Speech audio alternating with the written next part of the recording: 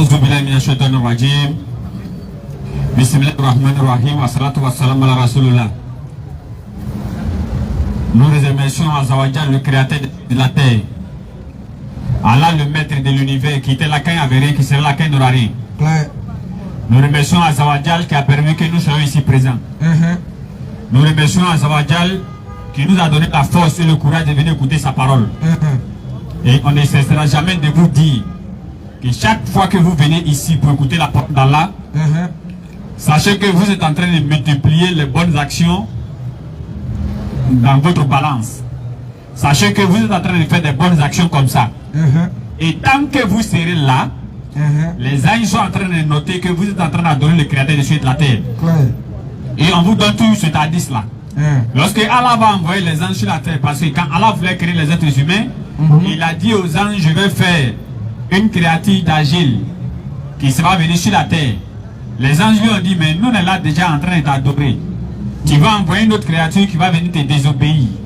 Pourquoi ces anges ont parlé de désobéissance? Question. Parce qu'il y avait déjà des créatures sur la terre qui désobéissaient, dont les djinns. Donc Allah a envoyé une légion d'anges pour aller les frapper. Donc les anges là sont au courant que oui, il y avait des créatures sur la terre ici qui ont versé du sang. C'est pourquoi ils disent à Allah, tu vas envoyer encore. Ils disent à Allah, tu vas envoyer encore une créature ou bien des créatures qui vont verser du sang. Alors que nous, là, on passe tout notre temps en train d'adorer. Allah les a dit, je sais ce que vous ne savez pas. Alors Allah, il nous a créé. Ok. Allah, il nous a créé. Et quand Allah a fini de créer Adam, Allah a dit aux anges, ils n'ont qu'à donner le nom de tout ce qui est là. Alors que Allah avait déjà enseigné à Adam le nom de tout ce qui se trouvait là-bas.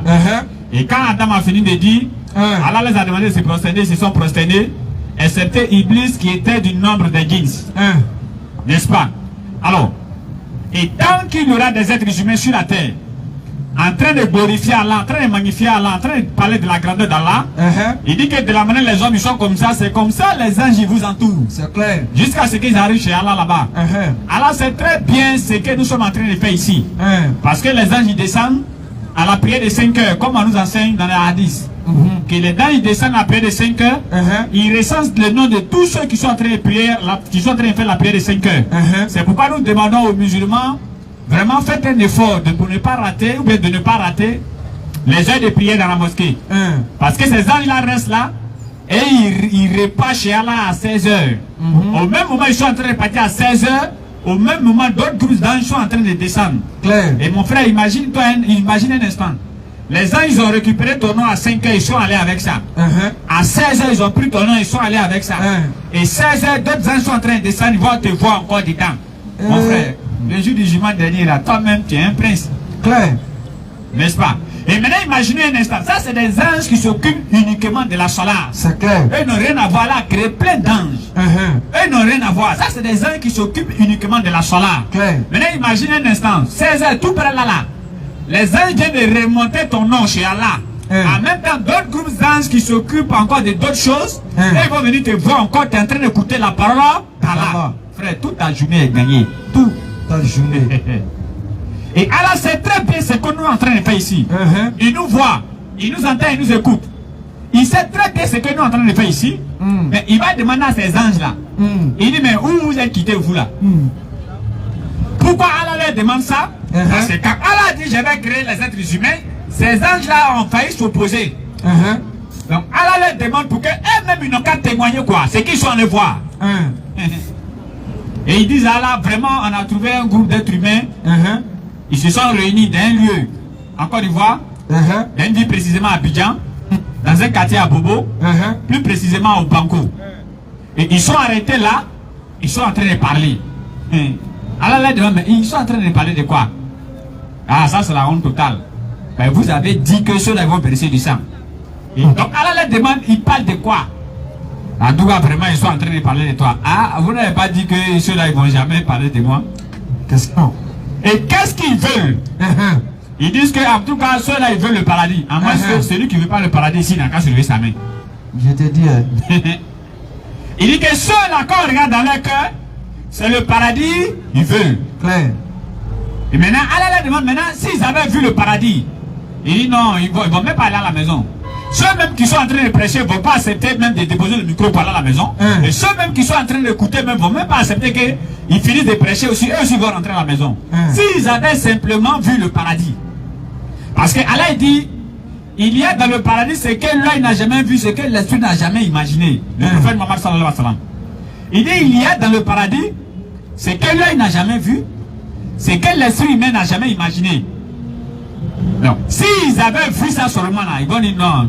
Nous disons, Jama, vous faites quoi même? Vous voulez aller où? À la maison quand vous mentez. On est dedans. Et maintenant, Allah les demande, mais ils ont peur de quoi? Il dit, affaire d'enfer. Ils ont mal, l'enfer là, ils ont mal peur de ça. L'enfer. On dit, on n'a pas dit une braise de l'enfer. Non. On dit une braise divisée. Combien de fois on enlève? On met ça en bas. Un être humain, il met son pied dessus. On dit son cerveau est en train de bouillir. Bon, maintenant, être de ton pied jusqu'ici, là, ça c'est comment maintenant? Ça c'est difficile ça. Donc, on demande, ils ont peur de quoi? Ils ont peur de l'enfer, hein? Le prophète Mohammed sallallahu alayhi wa sallam, il dit même ton plus pire ennemi, quelqu'un qui est ton ennemi, tu veux même pas le sentir. Le prophète, il ne faut pas lui souhaiter l'enfer. Le prophète, il faut tout lui souhaiter sur la terre. Mais l'enfer là, faut pas tu vas lui souhaiter ça. On dit que Allah il a chauffé le feu de l'enfer jusqu'à... C'est devenu rouge. 1000 ans. 2000 ans. C'est devenu rouge jusqu'à... C'est devenu blanc. 3000 ans. C'est devenu rouge jusqu'à... C'est devenu noir. On dit ils ont peur de quoi? L'enfer là seulement là. Ils ont trop peur de ça. Ils ont peur de l'enfer. Allah dit, allez-y leur donner la bonne nouvelle. Dis-leur que là où ils sont là, je pardonne leurs péchés et je les transforme en bonne action pour eux. Et si la mort venait à trouver un sur place là, je ne vais pas le juger. Attaque B. C'est pourquoi Ouma, parce que ce qu'on fait ici, en arabe on appelle ça talim wa ta'alum. C'est-à-dire qu'enseigner, c'est faire enseigner. N'est-ce pas? Alors quand ce temps-là arrivait, on dit c'est le moment où on prend les mauvaises actions que tu as faites et on transforme ça en bonne action pour toi. Donc Ouma, lui, il était trop heureux. Parce que quand lui, il pense à ce qu'il avait fait et puis il est devenu musulman. Et puis Allah dit qu'il va transformer ça pour lui. Non. Il ne veut même pas qu'il t'allume dans la cas fini. C'est pourquoi nous disons à tous les frères qui sont ici. C'est-à-dire que vous-même, vous devez être pressé même pour que dimanche arrive. Chaque dimanche arrive. Parce que si Allah venait à vous montrer le mérite de ce que vous êtes en train de faire comme ça, arrêtez simplement comme ça. Si Allah venait à vous montrer le mérite de ça seulement, ou bien Allah montrait même le mérite de ça à l'humanité, ou bien à tous ceux qui sont ici à Abidjan, vous-même vous n'allez pas avoir place ici. Il y aura les moupas même qui disent, tu vas, non, il faut partir. Moi, il n'est pas forcé. Et maintenant, Allah dans sa sagesse, il ne garde pas, il ne montre pas ce mérite-là. Il garde ça chez lui là-bas. Le jour du jugement dernier, il y a quelqu'un, on va lui dire, voilà tes bonnes actions. Il va dire, à quel moment, quel temps j'ai pris pour faire toutes ces bonnes actions-là? Je te dis, hein. C'est quel temps j'ai pris? Le prophète Mohammed sallallahu alayhi wa sallam, il va dire. Il dit, Allah va lui dire, du moment où tu étais là, le petit temps que tu es en train de faire, en train d'écouter la parole d'Allah, ça compte comme ça. On dit que tu es en train de faire bonne action, ça compte pour frère. Ça compte jusqu'à ce que tu quittes là-bas. Donc, quelqu'un devait avoir même pitié de son frère qui n'est pas ici. Alors, chaque dimanche avant de bouger, tu dis frère, allons on va multiplier nos bonnes actions. Parce qu'aujourd'hui, le péché a pris le monde jusqu'à un péché là, mais nous poursuit maintenant. Tu ne veux pas pécher, péché même va venir chez toi dans la maison. Je te dis. Avant, les histoires des garçons, oui, qui s'est fait en femme et autres, avant c'est très rare pour le voir. Très très rare.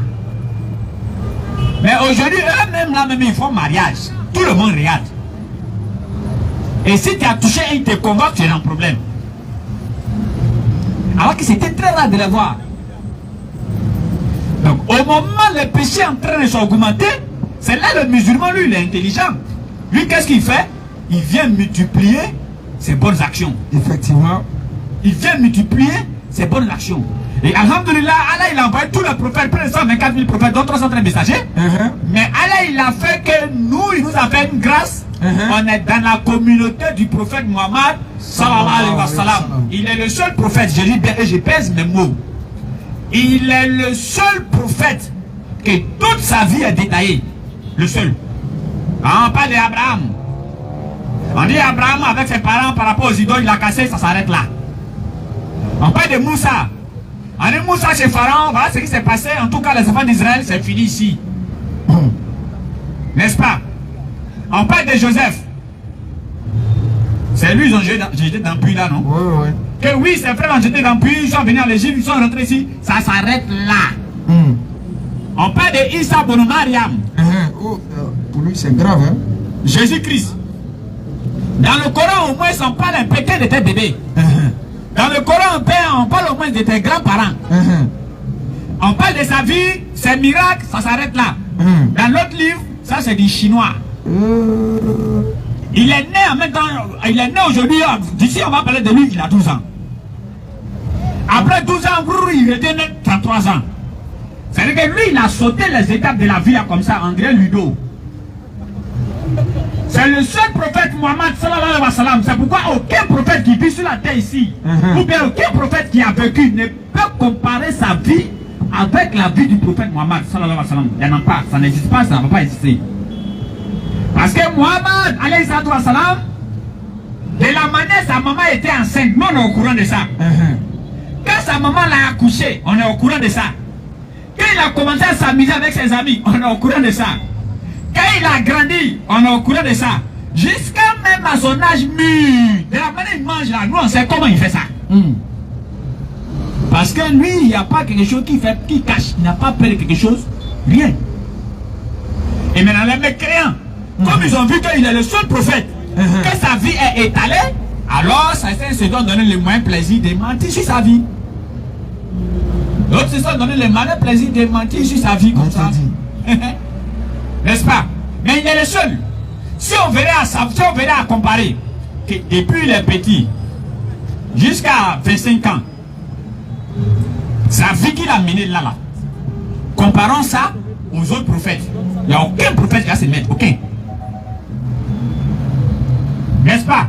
Alors, c'est pas pour dire oui, les autres prophètes sont ceci, cela. Nous pensons comme ça. Allah il a dit dans la Surah 2, verset 136, Surah 3, verset 84 à 85. Allah dit ne mettez pas la distinction entre les prophètes. Surah 4, verset 150. Allah, ceux qui ne mettent pas la distinction entre les prophètes, ceux-là, leur place c'est le paradis. Donc, c'est pas pour mettre la distinction entre eux. Mais ce qu'il y a là, il faut le dire. Il est le seul prophète. Et c'est pourquoi Allah il a dit à toutes les créatures, lorsque vous allez dire là, il a là, dites Muhammad Rasulullah. Sallallahu alayhi wa sallam. Et il est venu pour parachever la religion. Il n'a pas apporté une nouvelle religion. C'est pourquoi Allah lui dit dans la Surah 46, verset 9, dit, je ne suis pas une innovation parmi les messagers. Je ne suis pas nouveau. Je ne suis pas venu apporter une nouvelle religion. C'est la religion d'Allah, Surah 30 qui a été donnée depuis Adam. Et passant par tous les prophètes. Et lui, le prophète Muhammad sallallahu alayhi wa sallam, il est venu parachever. C'est fini. Et Allah lui dira dans le Coran que Dieu, Muhammad n'a jamais été le père de l'un de vos hommes. Mais il est le messager d'Allah et il est le dernier des prophètes.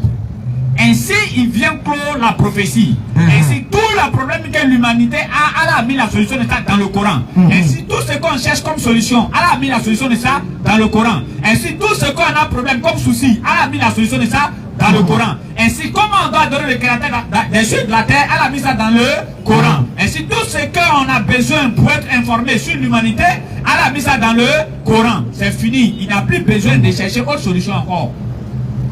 En ce moment, maintenant, les Ivoiriens qui se lèvent ici pour dire qu'ils sont prophètes, eux, ils sont vraiment rassasiés de garba. Ils ont mangé garba, ils sont tellement rassasiés, ils sont levés, ils sont prophètes. Sinon, Mohammed alayhi wa sallam, il clôt la prophétie. Et c'est pourquoi le prophète Mohammed nous a enseigné sur tout. Et le Coran est le livre qui parle du passé, du présent et du futur. Voilà pourquoi quand tu lis le Coran, tu penses que c'est à toi cela là en train de parler quoi. Et il y a certains versets, quand tu tombes dessus net, tu te dis que le verset là n'a pas été révélé sur le prophète, c'est sur toi-même, ça vient de descendre tout de suite là. Tellement le Coran est clair. Et concernant qui est le créateur, où est le paradis là, il n'y a pas ambiguïté de ça dans le Coran. Non. qui est le créateur, et maintenant le paradis. Il n'y a pas ambiguïté de ça. Non, non, non, non, non. Quand il lit le Coran, tu sais que non, en tout cas, lui qui a créé le ciel et la terre là, il s'appelle Allah, c'est son nom qui est là. Tu ne vas pas aller savoir, bon, Allah là, il est comment? Il est devenu un être humain, non, il n'est plus un être humain, il est devenu l'homme, ou bien, non, non, non, non, non. Tu finis de lire le Coran, c'est Allah qui a envoyé les prophètes, c'est lui qui a créé tout le monde. C'est clair. Conformément à d'autres frères, parce que nous on fait ce qu'on appelle l'appel et le rappel. Nous disons à ceux qui sont musulmans, ah, le paradis c'est à nous, ça appartient. Donc quand tu es musulman, il faut faire ton effort pour pouvoir au moins respecter les prescriptions d'Allah. Le prophète Mohammed sallallahu alayhi wa sallam, il a dit, une modestie mis à part. Il dit, je suis le seul prophète qui va intercéder le jour du jugement dernier. Lorsque les gens, quand ça sera chaud, Shaitan même va venir voir les êtres humains pour leur dire, mais allez-y voir Allah, là c'est Gézin. Est-ce que, allez-y voir Allah, il ne peut pas sciencer un peu? On va venir voir Adam, ah c'est toi Allah créé pour la première fois, il t'a créé comme pour la première fois, n'est-ce pas? Donc, est-ce que tu ne peux pas voir le créateur? Adam dit non, de la manière Allah est fâché là, il ne s'est jamais fâché comme ça. Et même, et si il me demande, il t'avait dit de ne pas manger ici, il t'avait dit que de ne pas me désobéir là où tu étais. Moi, il a dit quoi? Allez là, chacun est préoccupé pour son sort. Il va dire, allez-y voir Noé. Les gens vont venir voir Noé. Noé va dire que je suis prophète, je n'ai pas patienté. Comme mon peuple m'a désobéi. Moi, j'ai fait droit à enlever l'eau en haut, en bas. Ça anéantit tout mon peuple. Donc, vraiment, il ne peut pas aller. N'est-ce pas? Et pourquoi Noé a fait droit? Parce que quand son peuple était en train de désobéir et tout ça, il s'est dit non, bon, comme dans leur rein là, il y a l'eau. Ils vont faire les enfants. Les enfants là pourront les suivre. Noé est en train de se promener. Il est en train de passer devant une famille comme ça. Un bébé qui vient à peine de parler. A dit, mais c'est pas le faux prophète là qui va là-bas. Il dit, quoi? Même bébé déjà, même lui qui parle même pas bien, il dit, mais c'est pas le faux prophète là qui va là-bas. Il est là, pas beaucoup. Il dit, mais si Allah dit pourquoi il n'a pas été patient, qu'est-ce que je vais faire? Allez-y voir Abraham. Les gens viennent voir Abraham. Abraham dit, moi en tant que prophète, j'ai menti 3 fois. Bon. Au fait, on dit mentir quoi. Sinon, c'est pas mensonge en tant que tel. Mais comme lui, le prophète, il considère ça comme mensonge. C'est pas pour nous là. C'est pas nous nos mensonges là. Alors, Abraham, tu es où? Non, faut soulever ta main. Je te vois, je te vois. Oh, Abraham en train de se laver. Hein. Il dit, soulève ta main. Je suis là, je te vois, je te vois. Oh, Brahma en train de se laver. Il n'est même pas à côté. Et nous aujourd'hui, tellement on ment là, on a fait maintenant cérémonie des mensonges. On dit bonjour, les bonjours. Venez, on va se mentir.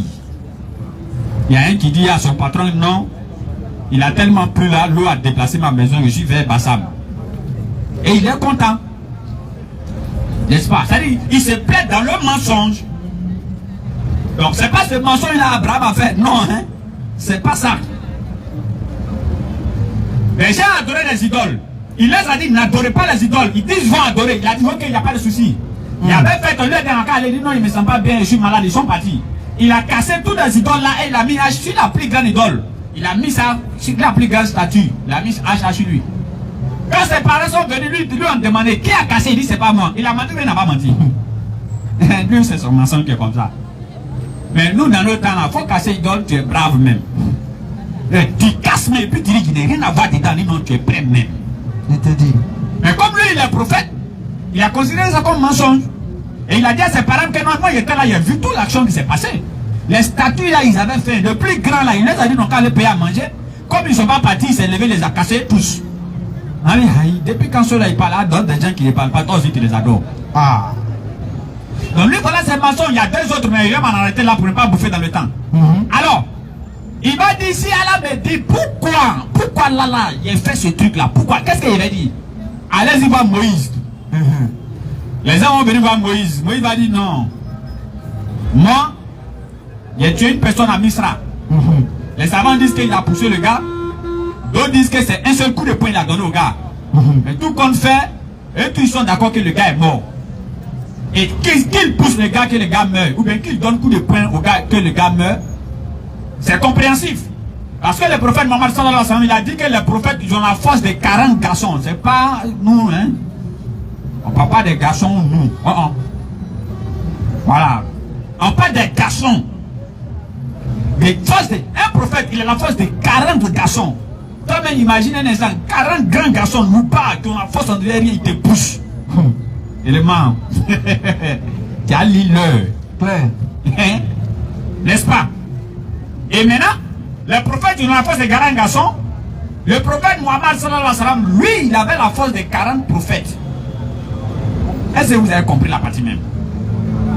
Les prophètes, ils ont la force de 40 garçons. Le prophète, lui, il a la force de 40 prophètes. Dans la bataille de Oud, dans la bataille des fossés. Les gens, ils ont creusé le trou jusqu'à arriver à quelque part. Ils ont trouvé grande grotte comme ça. Ils ont tout fait pour casser, ils n'arrivent pas. Ils sont là appelés le prophète. On a trouvé une grotte là, c'est chaud, on n'arrive pas à casser. Le prophète dit allons là-bas. Ils ont donné à ce prophète. Il a touché seulement une grotte là comme ça, c'est devenu poudre. N'est-ce pas? Alors, Moïse va dire, moi ici, vraiment, c'est chaud sur moi. Hein? Allez-y voir Jésus. Ah! Voilà notre élément. Vous savez, c'est sûr, on finit l'histoire là. Il dit, on dit, allez-y voir Issa Bono Mariam. Allez-y voir Jésus. D'après les gens, le Dieu des autres. Les gens vont venir voir Jésus. Ah, Jésus, tu as fait des miracles. Hein? Dans le berceau, tu as parlé. Et il y a un gars là qui s'est moqué. Le Coran dit Jésus a parlé dans le berceau. Que depuis qu'un bébé parle. Oh, dans les livres là, Anne a parlé Anne. Dans les livres là, Anne a parlé. Mais vous voyez comment les mécréants sont bizarres, hein? Un être humain qui a bouche, qui parle, tu trouves qu'il est bébé. Un être humain qui est doté de la parole. Humain, disons. Il est doté de la parole humaine. Lui, il parle, toi, ça t'étonne. Maintenant, Anne qui ne peut pas parler, nous, on va entendre. Lui, il parle dans ta Bible là, ou bien dans ton livre là. Ça s'étonne pas. Mais les gens là, ils sont comment? Donc, on va dire, non, tu as parlé dans le berceau, tu as fait beaucoup de miracles. N'est-ce pas? Même un aveugle né, tu es arrivé à guérir. Pardon, il faut aller voir là. Là, c'est chaud et c'est ginzin. Surah 5, verset 117, la réponse de Jésus. Lui seul seulement, sa réponse est dans le Coran. Coran chapitre 5. Oui. Rappelle-le. Le moment où Allah dira. Oui. Oh Jésus. Oui. Fils de Marie. Oui. Est-ce toi qui as dit aux gens? Oui. Prenez-moi, ainsi que ma mère. 1686. Pour deux divinités, en dehors d'Allah, il dira. Attends. Jésus dit, lorsque je vais me mettre devant Allah là, il va me demander. Bon, moi, je ne peux même pas aller là-bas, laissons tomber même. Mais quand je vais me mettre devant le créateur des cieux de la terre, il va me demander, attends, c'est toi qui as dit aux gens, ou bien d'ailleurs même c'est bon, moi je t'ai donné mon message, il faut aller donner. Toi qui as donné le message, là, comment? Et puis les gens t'ont pris pour Dieu. S'il me demande ça, il t'a dit, va parler aux êtres humains. Nous, les prophètes sont venus, hein, ils ont parlé, on n'a jamais pris un pour Dieu. Mais toi, tu es venu net, ils t'ont pris pour Dieu. Mais ça, tu as fait ça comment? Faut faire y voir. Ou bien même, lisez le Coran. Allah dit, c'est toi, tu l'as dit que tu es Dieu quand tu étais sur la terre. Il dira quoi? Il dira, gloire et pureté à toi. Eh Allah, vas-y. Il ne m'appartient pas. Il ne m'appartient pas de déclarer ce que je n'ai pas le droit de dire. La partie ici, c'est-à-dire que cette phrase-là, ça colle directement sur Jean 12, verset 49. Il dit, il ne m'appartient pas de déclarer ce que je n'ai pas le droit de dire. Jean 12, 49, il dit que tout ce que je suis en train de dire là, c'est le Père qui a prescrit ça pour moi. Je ne peux pas dire autre chose que ça. Je ne peux pas dire autre chose. Si je l'avais dit, et si j'avais dit ça, tu l'aurais su. Merci pour la lecture. Si j'avais dit ça, tu allais savoir. Mais moi, je n'ai jamais dit. Mais comme les gens là, ils sont têtus là, ils vont eux-mêmes ils vont aller voir Allah maintenant. 1686. 16, verset 86. Oui. Quand les associateurs verront ceux qu'ils associent à Allah, ils vont aller dire à Allah maintenant. Ils diront, oui. Oh notre Seigneur, oh Allah, voilà nos divinités. Voilà. Voilà Jésus que nous on a donné le voilà là-bas. Voilà nos divinités. Et dit c'est chaud. Allah dit les associateurs, lorsque les meneurs et les suiveurs désavoueront les uns les autres à la vue seulement du châtiment. C'est chaud, non? Et ça, on va dire non, voilà Jésus que nous on adorait. Le voilà là, c'est lui là même nous on a adoré. Qu'est-ce qu'il va répondre? Oui, notre Seigneur. Oui. Voilà nos divinités que nous invoquons en dehors de toi. Mais les associés leur adresseront la parole. Faut te calmer, tu vas aller doucement. Mais leurs associés. Mais leurs associés leur adresseront la parole. Et puis ils vont dire quoi? Vous êtes sûrement des menteurs. Vous êtes assurément, pardon, vous êtes assurément des menteurs. Vous êtes assurément des menteurs. Non, on vous a jamais dit, venez nous adorer. Moi, Jésus n'a jamais dit, faut m'adorer. Si elle dit ça, montre-moi. J'ai dit, mais moi et puis le Père, nous sommes un. Il n'a jamais dit. Est-ce que moi, il t'a dit qu'il n'a jamais dit, moi et puis le Père, nous sommes un. Il n'a jamais dit, faut m'adorer. Montre-moi où il a dit, faut m'adorer. Et prenez toute la Bible, il n'y en a pas. Alors, il reviendra maintenant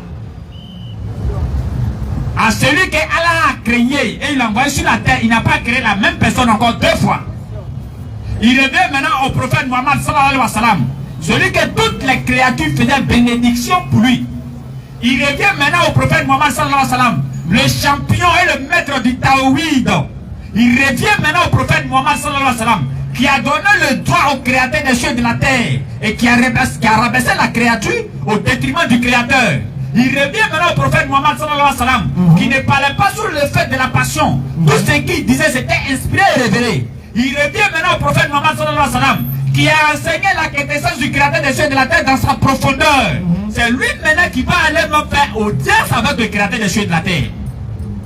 Entre-temps, nous les musulmans disent, ah tiens, le vieux mort là, il s'en va là-bas, il est mort. Tout le monde a refusé d'aller, mais le vieux mort s'en va. Je te dis. Toi-même, avant même que le prophète va arriver là-bas, déjà tu es soulagé. Tu es déjà soulagé. Et le prophète Mohammed sallallahu alayhi wa sallam arrivé là-bas, il va vouloir se prosterner encore pour pouvoir adorer son créateur. Parce que toute sa vie était adoration. C'est lui qui pouvait rester en train de prier jusqu'à la plante de ses pieds va s'enfler. Sa femme lui dit, mais tu ne peux pas te reposer? Il dit, non, mais comment est-ce que je ne peux pas encore remercier mon créateur? Comment je ne peux pas le remercier? Arrivé là-bas, il se prosterne, il lui dit, non, on ne se prosterne plus ici. Ici, prière est finie. Ici, on ne se prosterne pas. Demande, qu'est-ce que tu veux? Le prophète ne va pas dire Ali, ni moi encore Fatima, ni moi encore ses parents. Non. Il va dire Ummati, c'est-à-dire ma communauté. Allah dit, nous allons les traiter comme tu le veux. D'ailleurs, même Allah dit qu'il y a au moins 70 000 parmi eux qui vont rentrer au paradis. Eux, on ne les juge pas. Et maintenant, celui qui a rapporté la 10, il y a un autre frère qui dit non, il a mal rapporté la 10 là même. Le prophète dit que c'est 70 000 multiplié par 70 000. Attaque B. Allah dit ceux-là, ils vont rentrer au paradis. Les mathématiciens, ils ont calculé, on dit ça rentre dans les 4 milliards comme ça. Bon, 4 milliards de musulmans rentrent au paradis. Sans qu'on les dit rien. On ouvre, on dit quand même. Comment on dit ça en Jula quand on ouvre porte là? Voilà. Ça dit, vous voyez, d'ailleurs comme ça. On dit, aïe. Dès qu'on finit de donner ton femme. Oh, mes serviteurs. Oui. Vous ne devez avoir qu'une crainte aujourd'hui. C'est pourquoi Allah dit maintenant dans le Coran, conformément à cet hadith là, Allah dit, en tout cas le jour du jugement dernier là, tu vas pas avoir peur, musulman. Vous ne serez point affligés. En tes mains, si tu ne sais pas où est le problème, il n'y a pas ça là-bas. Ceux qui croient en nos signes. Oui. Et sont musulmans. Oui. Entrez au paradis. Aïdo. Au grand frère ici, il dit c'est un ordre. On est venu nous prendre dans un véhicule pour aller dans un autre quartier. Le véhicule est là, puis toi tu tournes. En démarrer, hein. Faut monter, tiens. Donc c'est comme ça. Aïdo. Quand nous avons compréhension, quand les pasteurs sont des musulmans pieux et sincères. Alors sur ce, assalamu alaikum wa rahmatullahi wa barakatuh.